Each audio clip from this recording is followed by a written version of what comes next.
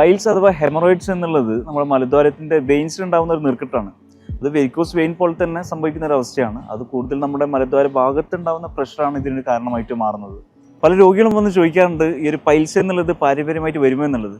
ഇങ്ങനെ പാരമ്പര്യമായിട്ട് ഉള്ള ഒരാളെ സംബന്ധിച്ച് അവരുടെ ബാഡ് ഫുഡ് ഹാബിറ്റ്സും അതേപോലെ അവർക്ക് പാരമ്പര്യമായിട്ട് അവരുടെ ആ ഒരു വെയിൻ സ്ട്രക്ചേഴ്സിനെയും അതിൻ്റെ സോഫ്റ്റ് ടിഷ്യൂസിനൊക്കെ വീക്ക്നെസ് സംഭവിക്കുന്ന ഒരവസ്ഥ ഇങ്ങനെ പെട്ടെന്ന് തന്നെ പൈൽസ് ഉണ്ടാക്കാൻ ഒരു കാരണമായിട്ട് മാറുന്നുണ്ട്. ക്രോണിക് കോൺസ്റ്റിപ്പേഷൻ അല്ലെങ്കിൽ ഡയറി ഉള്ള ആൾക്കാരിലും ഒരു 45 വയസ്സിന് മേലെ ഏജുള്ള ആൾക്കാരിലും ഇങ്ങനെയുള്ള പ്രശ്നങ്ങൾ ഹൈ റിസ്ക് ആയിട്ട് കാണുന്നുണ്ട്.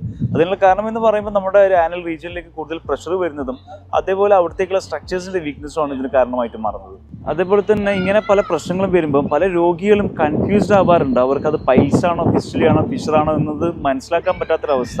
അല്ല, പലരും അത് ഫിസ്റ്റുല ഫിഷർ എന്നുള്ള കേസുകളെയൊക്കെ പൈൽസ് എന്ന രീതിയിൽ കണക്ക് കൂട്ടിയിട്ട് സ്വയം ചികിത്സ എടുക്കുന്ന പല രോഗികളും നമ്മൾ കാണാറുണ്ട്. ഫിസ്റ്റുലിൻ്റെ കേസിലാണെങ്കിൽ നമുക്ക് ആ ഒരു ഭാഗത്ത് എന്തെങ്കിലും ട്രോമ സംഭവിക്കുക അല്ലെങ്കിൽ ക്രോൺസ് ഡിസീസ് പോലെ എന്തെങ്കിലും ഉണ്ടാവും, അല്ല പല ഇൻഫെക്ഷൻസും വരുന്നൊരവസ്ഥയിൽ അവിടെ പസ് കളക്ഷൻസ് ഉണ്ടായിട്ട് പിന്നെ മലം പോകുന്ന സമയത്ത് അതികഠിനമായിട്ടുള്ള വേദനയും അതിൻ്റെ കൂടെ പസ് ഡിസ്ചാർജ് ചെയ്യുന്നൊരവസ്ഥയാണ് ഫിസ്റ്റുല എന്ന് പറയുന്ന ഒരു കേസിൽ നമുക്ക് കാണാൻ വേണ്ടി സാധിക്കുക. ഫിഷർ എന്നുള്ളത് മലദ്വാരത്തിന് ചെറിയ ക്രാക്ക് അഥവാ ടിയർ ഉണ്ടാക്കിയിട്ട് നമുക്ക് മലം പോകുമ്പം നല്ലൊരു വേദന ഉണ്ടാവുക.